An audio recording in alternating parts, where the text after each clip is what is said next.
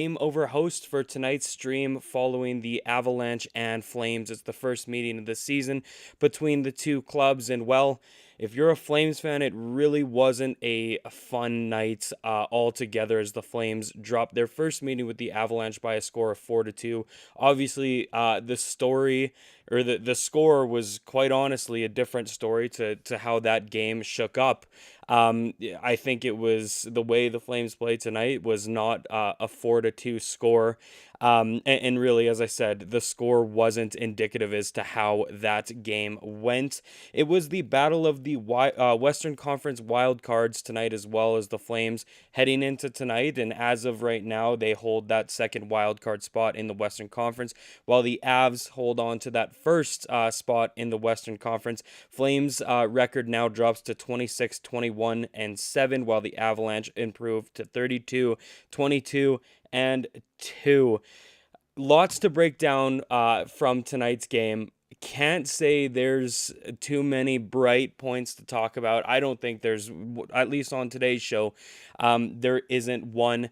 The Flames they started hot. I thought, based on kind of how last game went against the Maple Leafs, I thought there was maybe a chance in that first period that the Flames are going to come out battling strong, putting a good effort against the Avs, and they did in the first period. I thought they were the better of the two teams through the first 20, but everything kind of just went off the rails in the next 40, where the Avs really just outplayed, outskilled, outperformed, out-talented just about anything that one team could outperform over the other. The Avs did, and kind of just ran away with the game. And as I said, I don't think if it wasn't for Dustin Wolf tonight, which is a storyline into tonight's show, it would have been a very different score, albeit it was already a 4-2 loss for the Flames, and their losing streak, if you want to call it a streak, now extends to 2 games, and they're going to hope Saturday they can right the ship as well. But as I said, lots to break down tonight. Appreciate everybody for joining me on this chilly Thursday evening,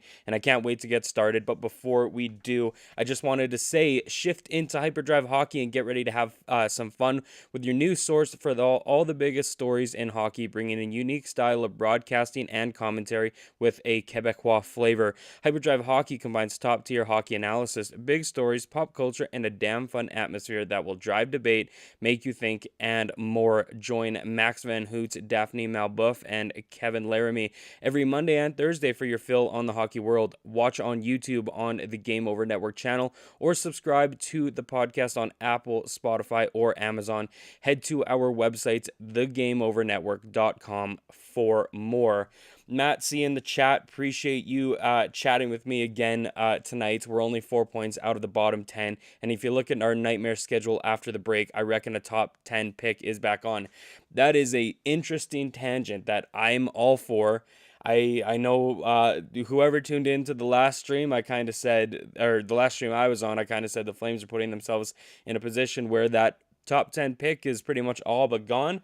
I have not checked the standings lately, but according to Matt C, it is back on. I will have to fact check that later in the show. I mean, I do believe you, and it's more just a matter of me seeing it with my own eyes. But either way, I mean, that's probably the best news that I can take from a game today, because after that performance and against who the Flames competitors were, and what we've been seeing from them lately against top teams in the league, the Flames are not proving to be a playoff contending team, like a team that can make the playoffs, let alone be a contender. We know the contender's way out of the conversation, but even being a team that can sneak in, obviously you think back tonight specifically, Toronto on Tuesday, but even if you look a couple weeks back, Washington, Winnipeg, and Minnesota, Flames are kind of getting outplayed against the teams that are going to be in the playoffs pretty much all but confirmed at this point, and they're not looking so hot doing so. I think the last time the Flames kind of pulled out a big win against a playoff team was, correct me if I'm wrong, but it was Winnipeg earlier in the season when they kind of played them 2 out of 3 games. Either way, if the Flames of today show up in a playoff race, I don't think there's going to be much of a race. Now, heading into the first part of tonight's show, I know I get rambly and all that jazz. Apologize for that one more time. But a good point from Matt C just kind of brings me into a tangent that I didn't plan on talking about, but I'm more than happy to talk about if we want to break it down a little bit further later on in the show. But the first segment of tonight's show is, again, I try and start bright. I try to have a decent attitude um about these streams, about these games, and obviously a night like this is kind of hard to take anything kind of bright and positive about it. And this is kind of a two-side of the coin topic, and that's what I want to talk about in Dustin Wolf. Big thing today, as I said, 4-2 final score, but not a 4-2 final score if there was a goaltender that didn't have as good of a night that Dustin Wolf did. He set aside over 35 shots, if I'm not mistaken. Again, don't quote me, I don't have the box score pulled up currently, but it was in the 30 plus range. Another really strong outing, and at times, while the Avs top line kind of ran amok across the Flames with McKinnon, Nichas, and Makar on the back end, and I believe Lekkonen's their winger on that line. Either way, that top line kind of worked the Flames and kind of showed them who's the boss, except Dustin Wolf. And I know I'm saying that, and McKinnon had a 3-point night, and he just had 2 goals, that type of thing. But I mean, you could make an argument that both of those guys should have had hat tricks tonight, and not to mention Cale Makar. Just how hot they were, and how, just confident, and how just dominant they looked against the Flames. And if it wasn't for Dustin Wolf and some fantastic saves he made this game, we could have seen double digits come out of Colorado's end tonight, which was tough to see for sure. And of course, like, as I said, there's two sides of the coin to kind of praising Wolf for another standout game from him, and it truly was a standout game. That's not a loss that I really say that's on Wolf's shoulders, and I don't think we've had very many conversations this year where there has been a game and it's like, that one's kind of on the kid. Again, not the case, but the more alarming part to this topic of the show is in that first period, he kind of made an awkward save, and he had to stretch his leg out, stretch his groin out, whatever, that lower part of his body. You could tell it was a little uncomfortable. And that's the only time we really saw it in the game tonight. It wasn't like a consistent story of, it looks like he's injured. It looks like he's injured. However, that's the first time this season where I've seen him make a save and him have a reaction like, that didn't feel so great. And again, by no means do I think it affected his game tonight. If it did, he didn't show. I do think after that save, there were maybe a few more saves that looked a little awkward for him, and it looked like, I don't know if I'm reading, this might be a situation where I'm just kind of reading into it because I saw what happened, but there were saves that looked, they were routine saves, but he kind of looked like he was in a different place, kind of saving it a little differently.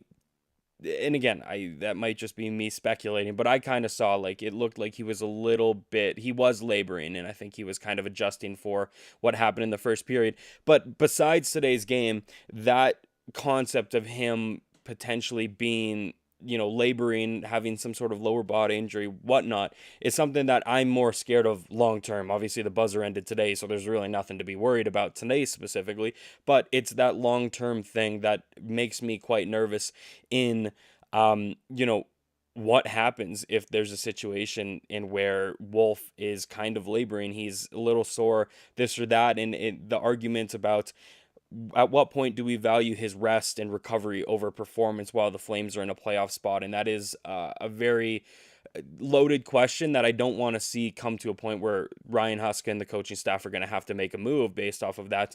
But it makes me think, like, seeing him labor, he's been getting a little bit more starts recently. He's kind of taken over the mantle as the starting netminder versus the 1A, 1B. Of course, Dan Vladar has come in and played his fair share of games.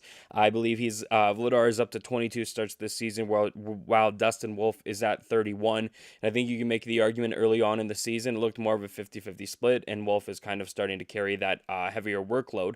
But again, we can't forget that this kid is only 23 years old, lots of hockey ahead of him, and obviously there's no story that comes out good in the sense of a player dealing with a rather major injury or injury early on in his career. I mean, right off the top of my head, you think of a guy like Sean Monahan who kind of had injuries catch up to him over the last couple of years. And again, this is all speculation because this is one little scene in a game tonight where it looked like he was a little bit sore. But again, when you have arguably the best and brightest goaltender on your team and a goaltender that you haven't seen this kind of potential in since a guy like Mika Kiprusoff, you have to be worried when you see something like that. And again, I don't want to read into it too much, and by no means am I saying he's injured, he's injured, he's injured.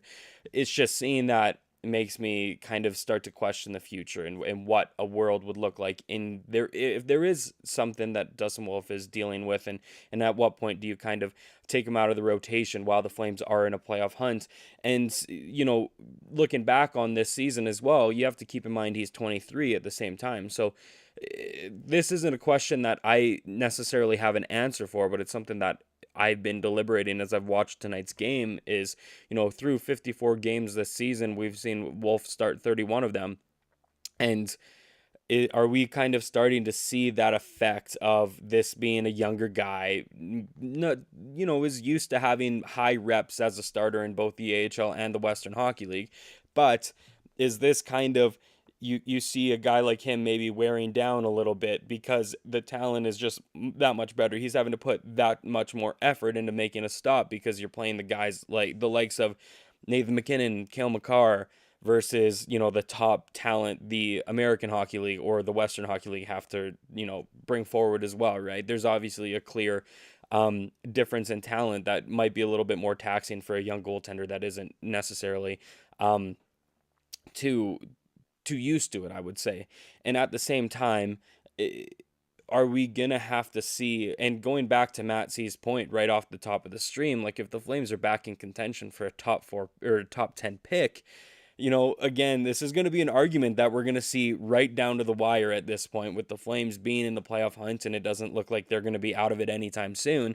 Is where do you start valuing the future and trying to hang on to that top 10 pick versus trying to make the playoffs, right? And then in that sense, based on the kind of route you want to take through the rest of the regular season, I think is really going to dictate the amount of reps you see in a guy like Dustin Wolf. If the Flames are maybe a little bit more hesitant on or a little bit more kind of craving that playoff opportunity, I think we're going to see more starts go his way. And again, that's the worry of like, hey, let's not wear the kid down too much. Because there's lots of hockey head, versus if you want to go let's try, like if Craig Conroy is like, let's stick to the goal we had at the start of the season where we want to sell off assets, we want to build for the future, and we see a world in where the Flames are picking in the top 10. Let's, sell the guys we need to sell at the deadline. And in that sense, I mean, obviously, I think a big guy that might go at the deadline is Dan Vladar. So if you trade Dan, there's probably more starts in Wolf's way, but at the same time, you bring up Cooley and maybe kind of go back to more of a 50-50 split for them. And again, just so you don't wear down Dustin Wolf. And again, I'm going in circles when I say this, but this is all speculation based off what I saw for one specific shift or one specific period in tonight's game. But when you have a goaltender of that caliber and a goaltender that has, a goaltender of the future and a goaltender that has a very bright future ahead and can do a lot of great things for Calgary, you obviously want to put him in a position where he can find success and do it at a healthy rate and not have to kind of impede his development based on, too much of a workload and stuff as well. So definitely stuff to consider and something I want to kind of look ahead at. The Flames, the next Flames game is Saturday, so I would be very surprised to see Dan Vladar get the start. I think a day rest, maybe be a bit more of a maintenance day tomorrow for him, stay off the ice type thing. Either way, I'm curious to see how the Flames will tackle, the possibility that there is maybe a bit more of a lingering issue with Dustin. And I'm sure in the questions will be asked whether tonight in the post-game pressers or maybe of a morning skate thing tomorrow or an off day type thing tomorrow. I hope questions are answered with kind of what they saw on the broadcast, but either way, something to look at and keep an eye out for as we head into the weekend in one more Flames game before the Four Nations break. Now, again, I feel like I'm getting rambly with the Dustin Wolf talk. And of course, it's only me tonight, as you can see. So I will try and speed things up, change conversations, maybe switch to a different point tonight. But before I do that, Looking for ways to help an upstart media company employing over 30 young journalists and analysts across Canada. If you have a few spare bucks getting around, you get head to our Patreon page at patreon.com/thegameovernetwork. There you'll find multiple tiers featuring different rewards and goodies for helping us grow.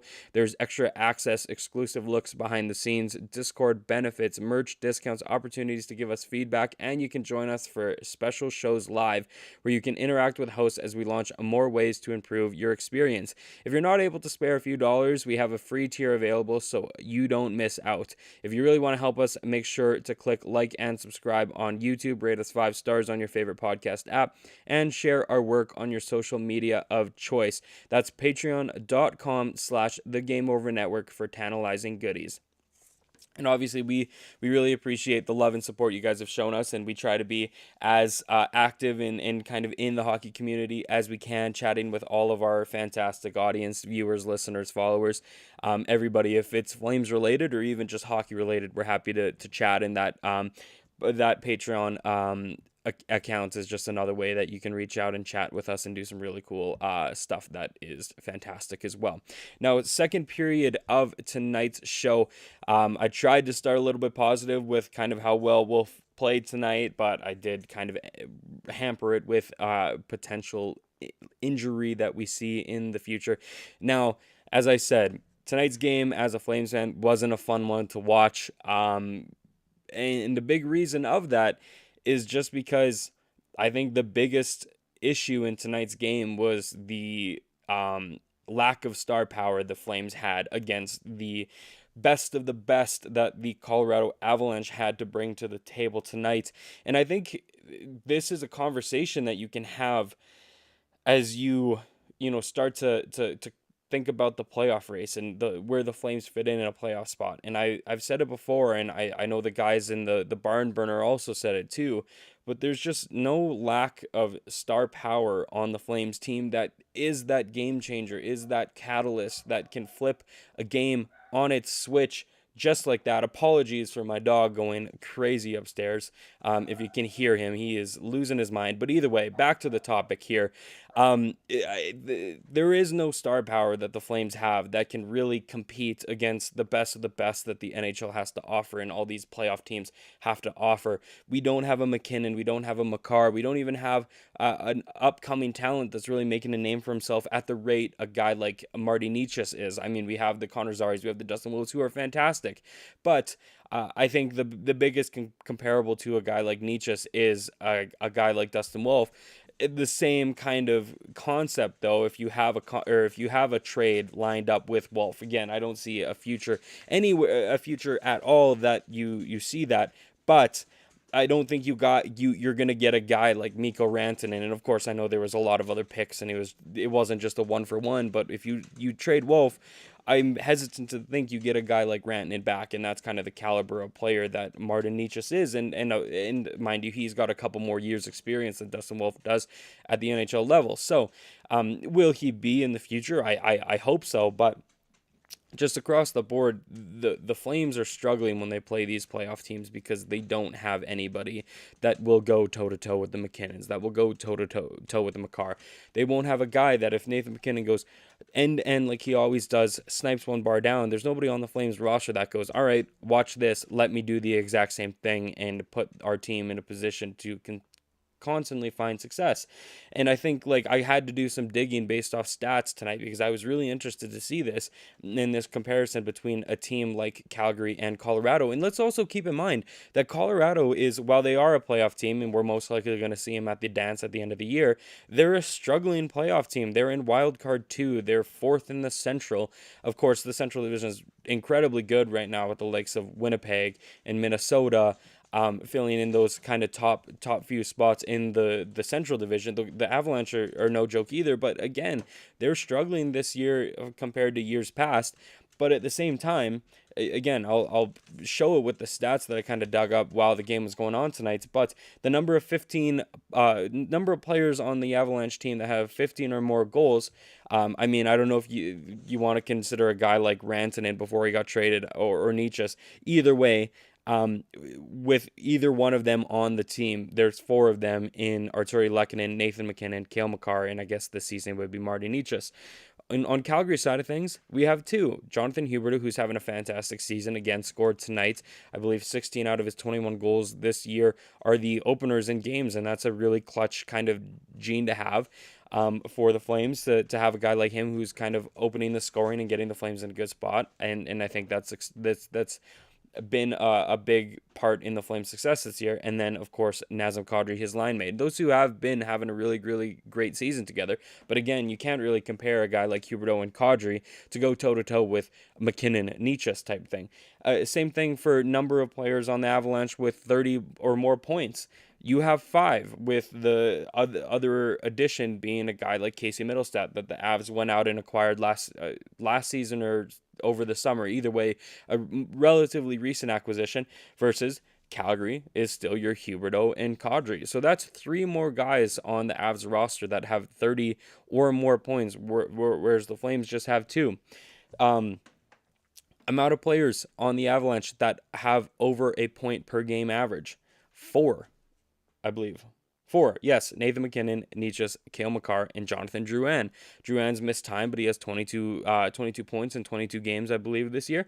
Versus Calgary, 0. Their closest, I mean, if you want to say like guys that have played any amount of games, it's actually Rory Cairns, who has 4 points in 5 games.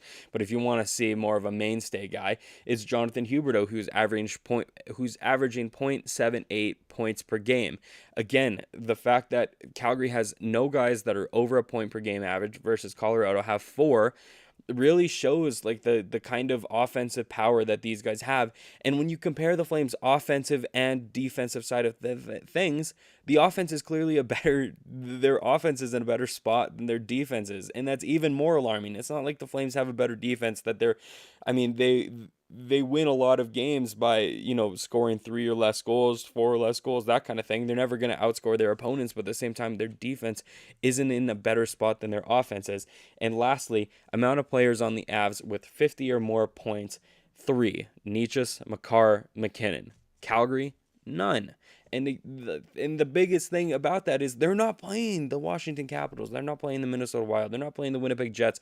Just the absolute juggernauts that we see the league terrorizing the league nowadays.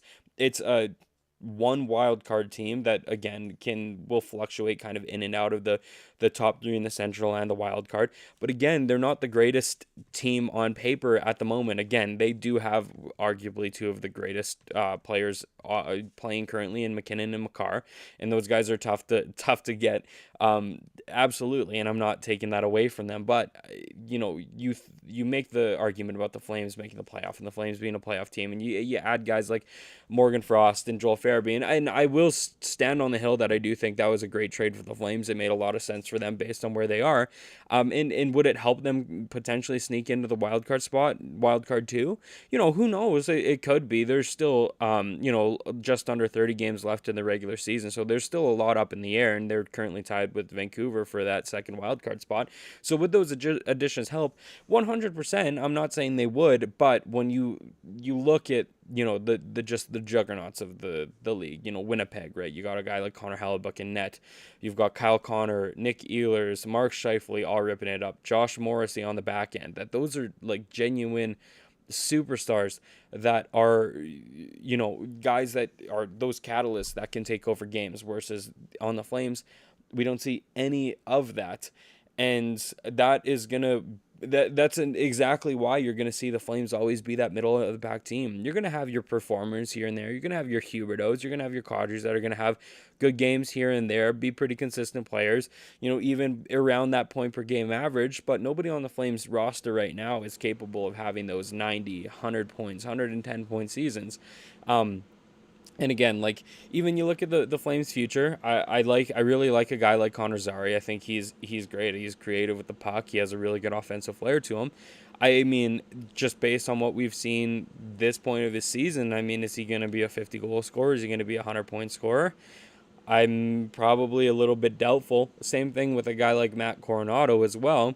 The only kind of guy that maybe has the offensive output that we see of a guy like Cale Makar, and of course it's a stretch to even compare him to Cale Makar, but in that same kind of a relative conversation of really good offensive guys. I mean, Cale Makar has 20 goals this season.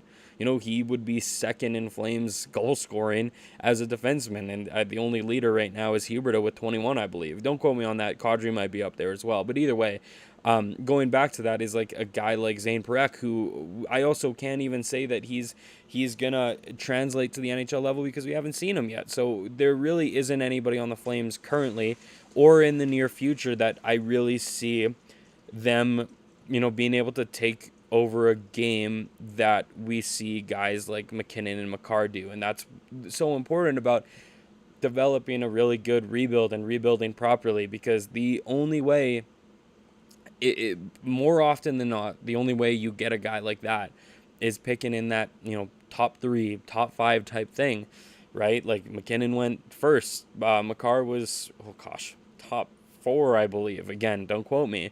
And the last time the Flames picked in the top 5, I think, was the Sam Bennett draft, right? So there's keys to being, or there's benefits to properly rebuilding. And again, going back to Matt C's comments in the first period, it's securing that top 10 pick, right? I mean, if the Flames were to give theirs up, they have Florida and New Jersey's, which we know for a fact are not going to end up in the top 10.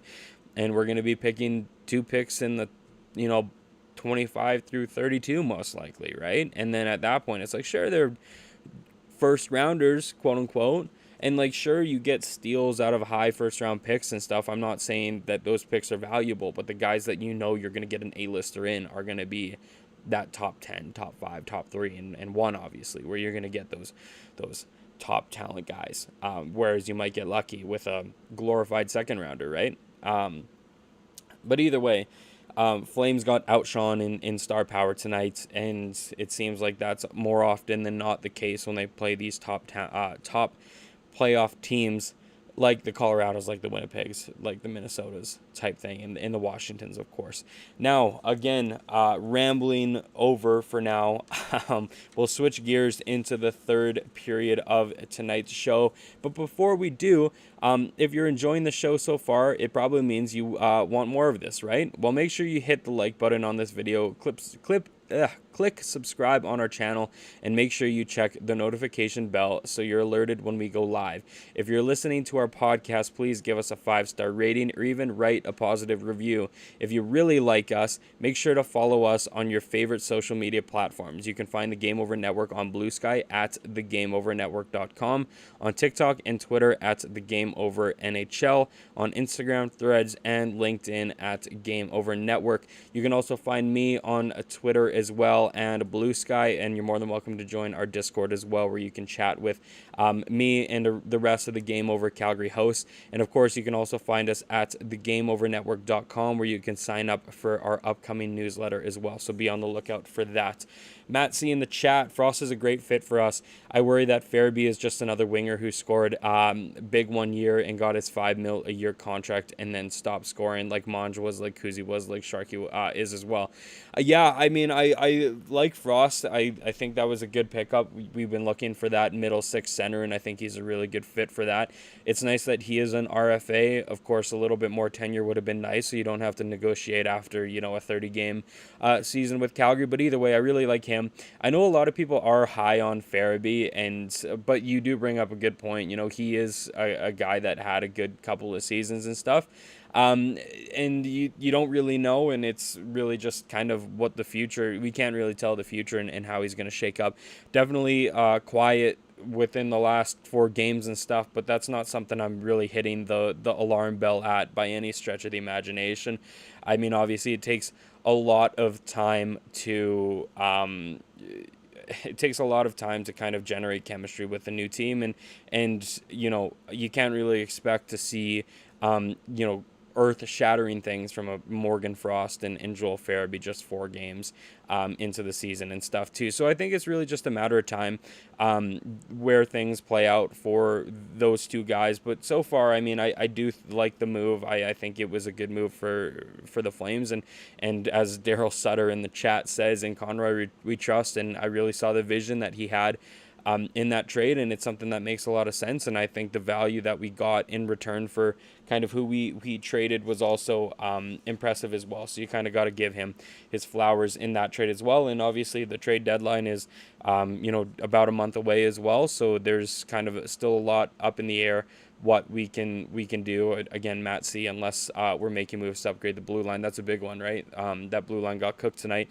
I did not think, while he did score today, I thought he was a pretty rough night for Rasmus Andersson. I didn't think he looked great, and he's been one of the Flames, I guess you could say, leading defenseman this season alongside Mackenzie Weegar. So I think if there are moves to be made and Conroy kind of try and put this team in a position to further their drive to the playoffs, I think the blue line is something to look at as well. I know I've seen on a few sites on social media that Dylan Cousins is still a name the Flames are looking for. Of course, a middle six center in Buffalo. Alberta boy, I believe, again, oh no, sorry, he's Yukon, never mind. I believe he's out of Whitehorse, but he has ties to Alberta, as he was a Lethbridge Hurricane during his time in the WHL. Now, as I said, we're going to hop into period 3 because we're already at the 32-minute mark of tonight's stream. And again, another thing I kind of really want to touch on today that I didn't necessarily love was the Flames power play. And I know it's been just a running theme in Calgary this season, but I would say the last couple of games, their power play has looked relatively decent. Tonight was not the case. I was appalled at what I saw. Of course, they did net a power play goal in the first period. It was a 5-on-3 advantage with Huberdeau having a nice snipe, but I really, really was not sold on even that power play, albeit they did score. Flames went 1 for 5 on the power play tonight, while the Avs went 1 for 3. But my biggest frustration with the Flames power play is the definition of insanity is doing the same thing over and over again and expecting something to change or something along the lines of that. And the Flames are just driving themselves insane when it comes to the power play. They do this ridiculous that, I mean, a lot of teams do it, but you can tie this back to the second segment of tonight's show, where they have the star power that is able to weave between oppositions to enter the zone, where the Flames kind of have that one winger, defenseman drop the puck, winger picks it up, try and floats a pass to a guy on the either board on the blue line. They kind of somehow chip it in, give it back to the guy. And tonight the Avs read it the first time, and the Avs read it the first time, read it the second time, and read it like the 100th and 200th time the Flames did it tonight, and yet it felt like they weren't changing anything. They're like, oh, well, let's just try it again and hope it works this time. And they just there was shifts in 2-minute periods, or there was segments of 2 minutes straight where the Flames just couldn't even break into the zone, let alone set up, have some sort of offensive presence while having a man advantage. And they just kind of kept going at it with the same strategy over and over again. And it's just I don't understand why you keep trying to do what you're doing while it isn't working. And, granted, they'll have their opportunities where they do break into the zone. They do set up their offensive presence. And then their lineup and the way they go about creating chances on the power play is really lackluster. They do that perimeter passing where it's oh, it looks like they're going to shoot, and then they dish it off to another guy that's not kind of in an opportunity to score. The amount of times that I saw the Flames kind of give it to Huberdeau, give it back to Kadri, or give it to Weegar, give it to Huberdeau, give it to Weegar, back to Kadri, and it's none of these guys are set for a one-timer. They're not in a shooting position, so the pass is coming back. And even then, you have a simple D-to-D pass from Uyghur to Huberdeau, who's kind of the other point man on the power play, and they're still missing their passes. They don't, sure, Colorado had a presence. Maybe they're giving them a little bit of pressure on them, but still, they can't make the simple passes. And then on top of it, they're just, their shots are perimeter shots, and they're expecting a screen or a tip or that kind of stuff. But there's no commitment to, getting those gritty goals. As I said, the Flames don't have the star power like a McKinnon that'll weave through your entire team, go bar down, or a guy like Cale Makar who will walk the line, make one of your forwards look silly, and then make some absurd pass to Nichas on the far post, right? Like, we don't have the guys that do that. But then it's like, all right, your strategy then is get a puck on net and just crash. But it's not. It's get a puck on net, maybe try and get a rebound, try and get lucky, and it's just. And the craziest part about that is the Flames power play is in the top half. Like, I checked today, I'm like, no way the Flames power play is by any stretch of the imagination good compared to the NHL standards.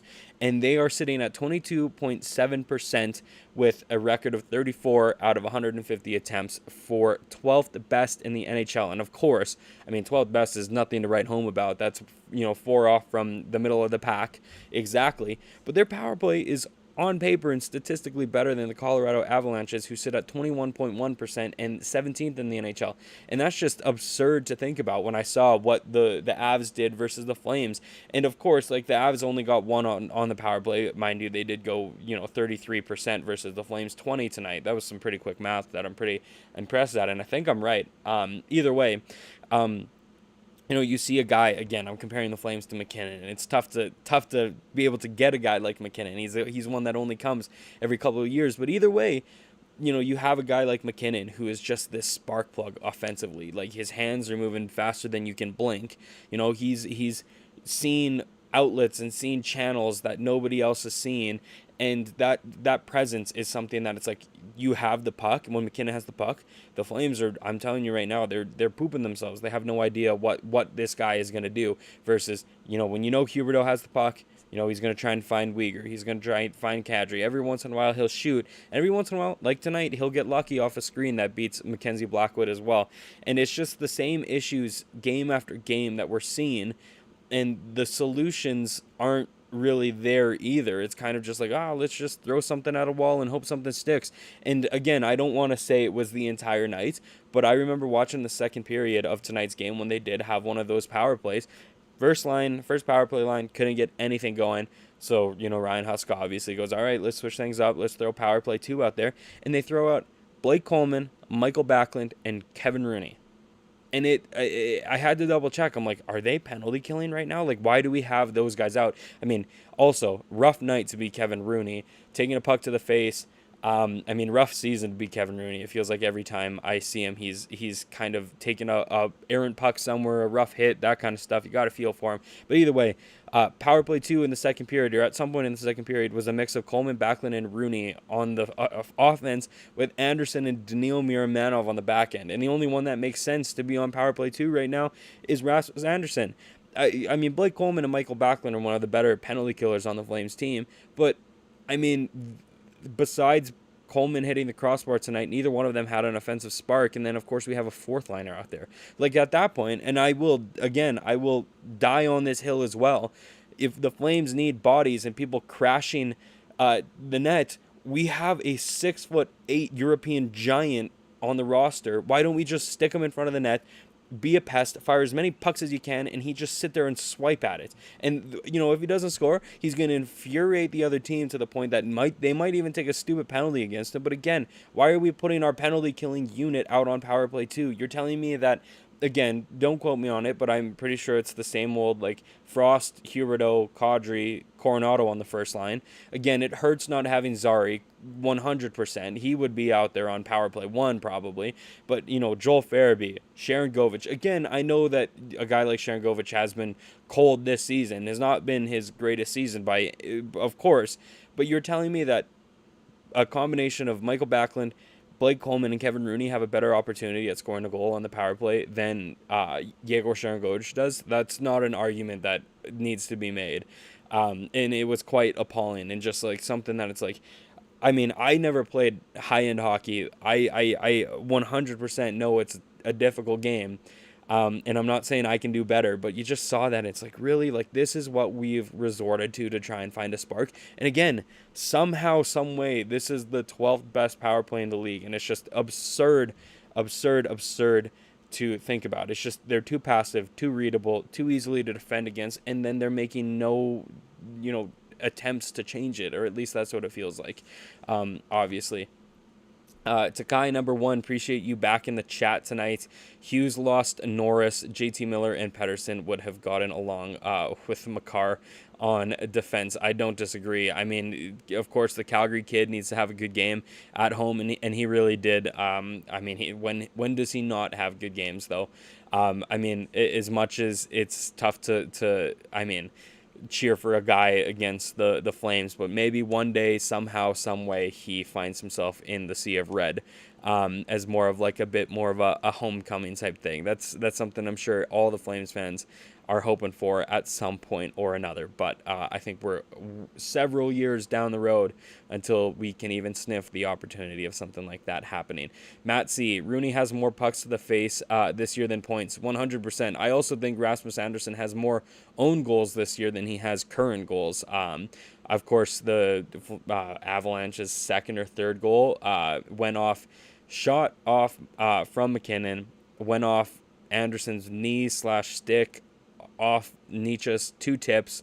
Either way, I mean, Anderson did not have a great game. I don't know if you can necessarily fault him for that deflection on Wolf, because either way, it's gonna bounce. It bounced off Nietzsche's either way. But I thought even that fourth goal, that stretch pass that found Nietzsche's as well, you kind of saw it was coming. Anderson tried to read the play and just kind of fell short of it, and that kind of led to that goal for Nietzsche's second again. So didn't necessarily think it was his greatest game. But as the reports have said it, the Flames are looking to extend him long term as well. So, I mean, I don't know where you guys stand on that, but I will probably keep my feelings a little close to the chest for now until anything kind of actually does happen. But either way, Takai number one, is Conroy really going to back that dump truck of money onto Rantanen's lawn this offseason? Oh boy, that's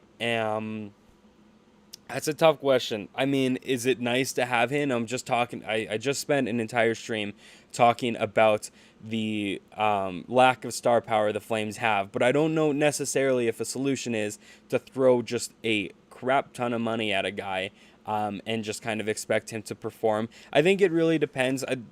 I will say, Flames do have the cap for it. They have the cap for just about anybody at this point. So I mean, I'm open to it. I'm just doing a quick Google search of his age, 28 years old. Yeah, I don't hate that. I mean, I think if there's a bidding war for a guy like Mikko Rantanen, I don't necessarily know if Calgary's his destination, unless that they really do just back up the money bags for him. Okay, hi, all stopping for a bit. Glad to watch someone other than the Habs upset. So for it, the Game Over Network, of course. Kay is one of the great Game Over hosts. She's with the Montreal team. Appreciate you coming into my scene tonight, Kay. I'm glad it's not just me who's struggling with a stream tonight. And obviously, as you all know, or if you don't know already, the Game Over Network has 7 independent shows out of every Canadian market. So if Calgary maybe necessarily isn't your scene, and you have loyalties to a different Canadian team, I don't know why you would. But if you do, we do have streams, and you can catch Kay on the Game Over Montreal team as well, and of course the Canadian. Of course, the all Canadian clashes, we're gonna have. There are cross streams where you're gonna have. Oh, that sounded weird. You're going to have one host from the one market and another host from the other. We just did one with Toronto, and of course, Conrad was on that with us as well. Matsy, if you're able to have a look at our 6-game road trips leading into the trade deadline, it's a horror show. Oh, I will do that right now. Calgary Flames schedule. Heading into the trade deadline. Oh, geez. I'm assuming it's like the road trip right after the Four Nations tournament. Matt C., I think you're pointing out Road trip against starting off in Washington, then taking a trip south for a game with the Lightning, then the Panthers, then going to the Carolinas for a game against the Hurricanes, followed by a game against Jacob Pelche, Andrei Kuzmenko, and the Philadelphia Flyers, and then they wrap up a 6-game road trip against the Dallas Stars on March 6th.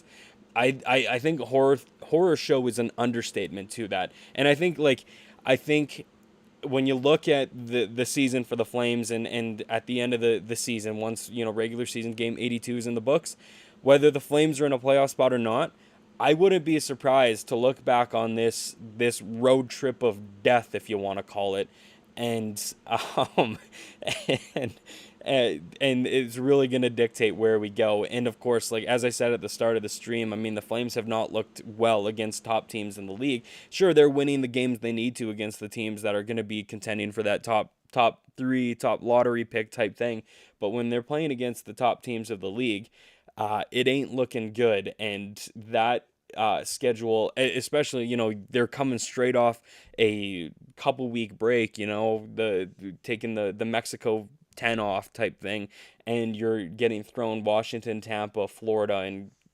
Carolina right off the bat, followed up by Philly and Dallas, is not fun.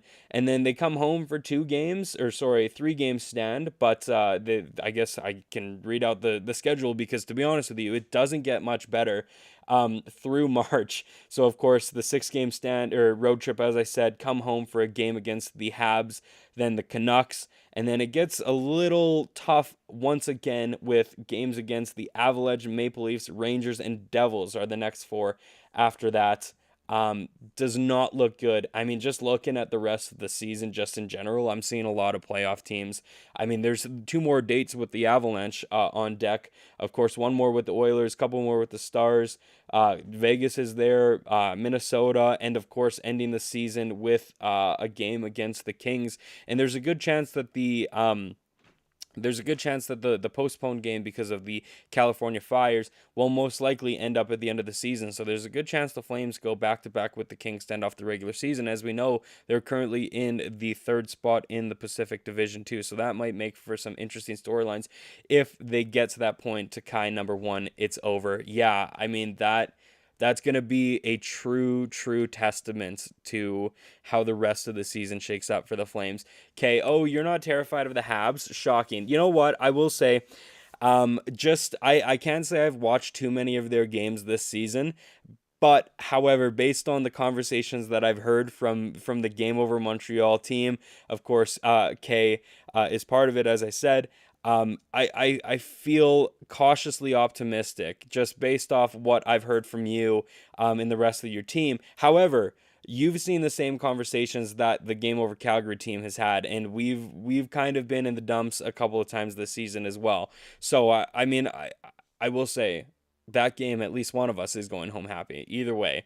But yeah, be on the lookout for that as well, because it's gonna be one of the I guess all encompassing game over streams where we have oh gosh, I can't remember exactly what we call it, but it's definitely not cross stream. But that's the only thing that I'm thinking of right now. And apologies, I don't mean to be vulgar in that sense. There's a better way of describing it. But again, it's my brain is fried. It's been a long day. It's been a long week. And on that note, I guess I can flip it to the overtime period. And if there are any more questions in the chat, feel free to share it my way. And before we kind of head into the Q&A, if you guys have any questions for us, there's no better way to support something you love by repping it on yourself. Game Over's apparel line has dropped with 3 unique designs. Whether you feel the nostalgic pull of our retro skater design, want to make a statement with our established design, want to wear your love for goalies proudly with our live and die by the goalie design, or if you need another cup of coffee and a toque to get you through the winter, we have you covered. Designed by Brady Chalice from Game Over Winnipeg. Use the QR code on stream, which I'm going to pull out right now, and take a look. Oh, there we go. And take a look through our apparel store and help us rebuild local sports media in Canada while repping your community. Crossover. Thank you, Kay. Not cross stream, crossover. Again, apologies for being so vulgar with it. My brain just is not working. But yes, Game Over crossovers. So next time the Flames and the Habs meet, it will be one of our team, one of Kay's team, and we'll do this awesome crossover stream where you can check out as well, which is kind of what we love doing most on the Game Over Network. We love our community, love getting to work with each team when there are meetings between all Canadian matchups as well. But of course, as I said, I've said it several times, but make sure you show some love to the other networks in the Game Over Network, because they're doing some truly fantastic stuff just like us, and we're really enjoying building this really exciting opportunity and really big community together. I'll give it a few more minutes for any last questions for tonight's game. It's a kind number one. Vancouver might have the easier schedule. Is that so? I will quickly pull that up. Yeah, I think the last playoff spot, I think Utah is still lingering. They're about 4 points out. Canucks are currently tied with the Sharks 0-0. If the Canucks win today, they're going to be taking over that second wild card spot and bump the Flames out. But I think it's really just at this point of the season, I think there's just a few more teams that are really kind of in the discussion for that wild card spot. Canucks, Utah. I think St. Louis is also in the running, and of course the Flames.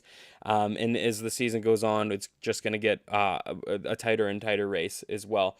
Canucks, let's see. Yeah, I'm seeing the Utahs, the Ducks a couple of times, Kraken. No offense, Kay, but the Habs are also on that list. So are the Flames, Blackhawks. I definitely think they don't necessarily have the road trip of death ahead of them. So that might fare a little bit better for the the Canucks in the long run of things. But again, I think it's open for debate. Nothing's set in stone yet, and that 0-6 record that might be on the horizon for the Flames hasn't actually happened, so we could be wrong on that one. Matt C, if you want a positive look at how well our draft picks last year are scoring at the juniors, absolutely, especially in the OHL. Zane Parekh has been lighting it up. Luke Misa, Jacob Battaglia, oh my goodness, Henry Muse, they're all having fantastic seasons. It feels like the Flames contingency on that side of things is really good. Of course, there's a few prospects on the Western Hockey League side of things. Oh geez, I'm brain farting right now. Hunter Lang in Saskatoon. Eric Jameson in Everett, Jaden Lipinski in Vancouver. Of course, Sam Honzik was formerly of there. Even a guy like Connor Zary is a Western Hockey League alumni. But yes, especially in the OHL, as I said, I think the draft last year was fantastic for the Flames. I thought there were some really smart moves, and they the Flames really. I've said that there's a benefit to just taking the best player at the time of your pick.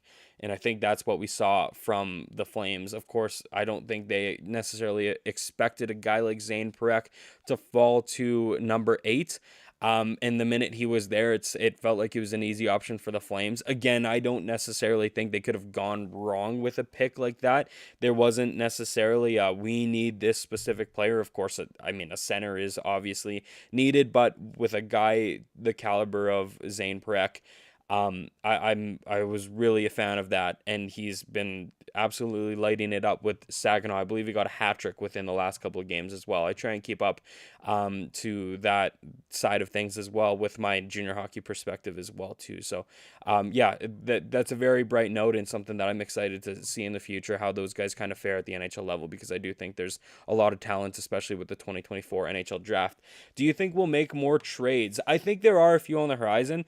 I think I don't know if I necessarily agree with this, but I feel like Conroy is a little bit more, I wouldn't call it hesitant, but he's going to be a lot more pick and choosy with the trades that will be made heading into the deadline, right? Because of course, like by going out and getting guys like Farabee and Frost, it means the Flames are genuinely thinking about their run in the playoffs and trying to make the playoffs. But again, I think I think there's two sides of the argument. There's the need to get younger, the need to support a rebuild, but there's also that need to be in the playoff race this year.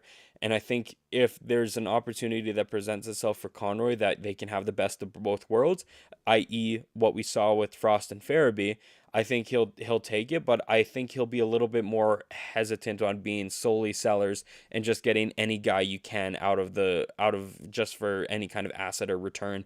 As I said, I think I mean, I think it's going to be dependent on whether, again, going back to the first period of tonight's show, whether there is something going on with Dustin based on how it looked like he was laboring after a save in the first period. I think if there is more of a concern that, hey, like, let's give him a little bit of a lighter workload, maybe we see a guy like Vladar stay at least through the rest of the regular season and playoffs and postseason. Maybe that's a kind of summer deal that we see happen. Either way, I think I don't think Conroy is completely shut off to the idea of selling. But I also think he's hesitant to be a buyer, and I think it's going to be a matter of the right deal coming down at the right time and based on what the Flames need. Um, However, I do think we're going to see more stuff come down the line as well. Do I know exactly what that is? No, there's of course names that I want to throw out there, but it's you never know. But yeah. That's kind of the best I can answer it. I'm sorry if I can't give you a more of a concise answer, but I think I won't be surprised if there will be, but I think it also needs to be right time, right place, and I don't think Conroy is going to skimp out on what his goals are for this team, and if it doesn't align wholly with or doesn't align fully with what he wants, then I think he's happy with just being content with what this is. So time will tell. There's still about a month left in the deadline, and I think other moves by teams are going to dictate what the Flames do as well, right? If there's a market for a 1B goaltender out there, and there's not very many teams that are looking at selling their 1B guys, i.e. Vladar, that you can get maybe more value back. Yeah, I think there'll be there'll be more of a need to move a guy like that. But the outside factors around the league, I think, are also going to play an important role on the decisions that they make prior to the deadline. Also, Dustin Wolf is 100% the real deal, top 3 in the Calder race. I 100% agree with you. I think his performance this year has been absolutely stellar. I wouldn't say hesitant, but I was just curious to see how he would do at the start of the season, and he's been passing with flying colors. But I mean, if you also just do a quick like elite prospect on him and do a bit of searching with him, it seems just about every league he's in, he is kind of proving that he is the best, regardless of where he gets picked in the draft. Obviously, he was a late pick in the Western Hockey League draft to Everett, and he ended up being a CHL goaltender of the year, WHL goaltender of the year. Goes to the AHL. He's the MVP of the league last year as well, and that's coming from a 7th round pick in 2019, one of the 17s, 18s, 19s. Either way, he's proven a lot of people wrong, and he's really developed into the future for the Flames. I definitely agree that he is the real deal, and I think there is a future with him in Calgary and being one of the better starters in this league. But again, he's only 23, so time will tell. But all you can do is kind of just knock on wood and keep your fingers crossed that it pans out for him as well. And I think that, going back to our first period conversation, there's a big argument. It's conversation to be had about workload at this early on his career, and whether you don't want to maybe overwork him too much and kind of give him his rest, and not kind of put him in a position where he's battling injuries based off workload so early in his career. Goalies are tricky and never know what the transition will be like, but he's incredible. 100%. I think tonight was an 8-2, 9-2 game if it wasn't for him, and that's been the story for a lot of games this season, and there's a lot of points that the Flames currently have stashed away that might not have been picked up if it wasn't for performances from him as well. So he's been one of the most consistent guys on the team, and at 23 years old is just spectacular as well. We are hitting the hour mark of tonight's show, so I think that is a great time to shut things down. I appreciate everybody for jumping on today, as well as Kay from Game Over Montreal. Again, I want to plug them one more time. If you like what we do, Game Over Montreal, Game Over every Canadian market, does fantastic stuff like that. So make sure you give those guys a check, or check those guys out as well, especially Kay, and Game Over Montreal. So I appreciate you tuning in. To Kai, Matt C, Daryl Sutter, obviously appreciate all your support through the entire season, and hope to see you guys back for future streams as well. Next stream is going to be Saturday night after the Flames host the Seattle Kraken for another matchup between Pacific Division foes. I will be back on the call for another solo stream, so we'll end off the weekend, and we'll end off the break before we head into the Four Nations tournament. Hopefully on a bright note for the Flames as the guys get ready for their trips to Mexico and whatever, you name it. So that'll be the last stream for a couple of weeks until we kick things back off at the end of February as well. So make sure you tune in for that. And hope you have a great rest of your week and a great start to your weekend, I guess. So we'll see you guys on Saturday night.